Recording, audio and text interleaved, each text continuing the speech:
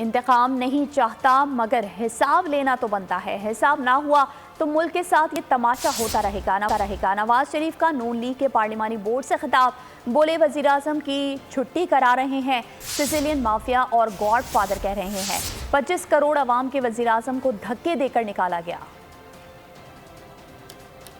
میں نہیں چاہتا کہ کوئی انتقام لیا جائے، لیکن حساب تو لینا بنتا ہے۔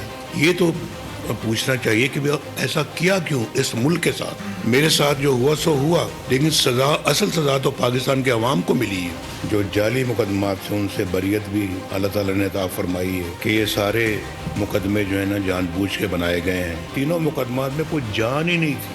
ہائی کورٹ میں آئے ہیں تو ان کا کھوکھلا پن پوری قوم کے سامنے، دنیا کے سامنے ظاہر ہو گیا ہے۔ یعنی پاناما کو کرتے کرتے بیچ میں اقامہ اچانک آ گیا، کیونکہ پاناما میں تھا کچھ نہیں، ملا کچھ نہیں۔